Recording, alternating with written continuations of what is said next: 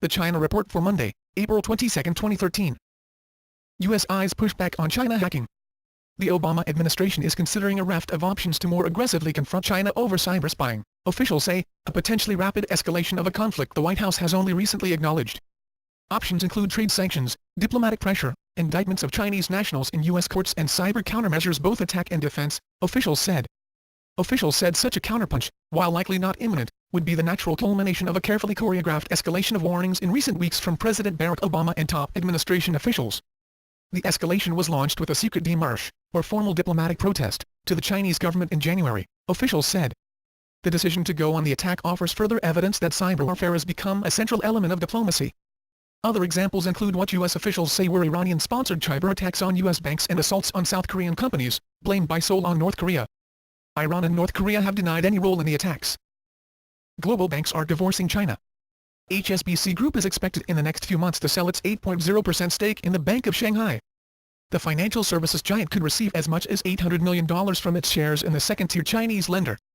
Why do analysts think HSBC will unload its holdings soon? It looks like the Bank of Shanghai is set to raise $2 billion by selling newly issued stock on the Shanghai and Hong Kong exchanges, with a value of up to 30% of its existing shares. The listing could occur before June, so HSBC will have to act now if it does not want to be trapped by a lockup period, typically imposed on existing shareholders for periods of up to a year. 2 years ago, nobody thought HSBC would ever dispose of major Chinese assets. Now, there is talk it might get rid of all of them. Analysts sense a change in sentiment because HSBC is already dumping Chinese assets. Will others follow suit? China's rising internet class. Internet use in China has surged in recent years, with more than 42% of its 1.4 billion people logged online. As of 2012, the country boasts 564 million web users, a 10% jump from the year before, and it's a number that will only continue to grow. The following infographic, created by web development firm MWI, details China's rising internet class and the business opportunities it will create. For example, China's mobile internet users increased from 69.3% at the end of 2011 to 74.5% last year, according to a report from the China Internet Network Information Center. As of 2012, the country also has 309 million microblog users and 242 million people who shopped online. Despite its vast number of users, China's online infrastructure remains underdeveloped, resulting in a lack of storage providers and online marketing firms, according to the infographic. This means opportunities for foreign businesses to meet the demand. China's Cola Wars is really herbal tea wars.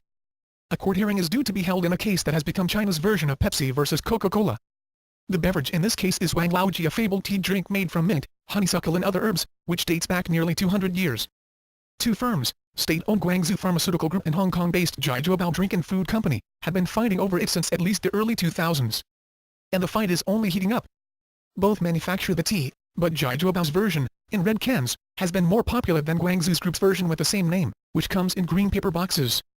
As of December, Jiaozuobao was the top seller of canned drinks in China for the 5th year in a row, ahead of Coca-Cola, and held 73% of the China's herbal tea industry. Guangzhou Group's brand, Wang Laoji, held only 9%. Last year, as Chinese soft drink consumption weakened and tea drinks became even more popular on the mainland, the rivalry intensified. A state arbiter ruled last May that Jiaozuobao, which had licensed the Wang Laoji trademark from Guangzhou, could no longer use it because it had been secured by bribery.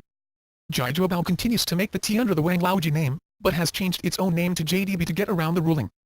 Last July, both companies filed lawsuits claiming ownership of the now iconic red can. That was the subject of Monday's hearing, which has now been delayed. The real fight, however, is outside of the courtroom. In public opinion. That's the China Report for today. Zaijian.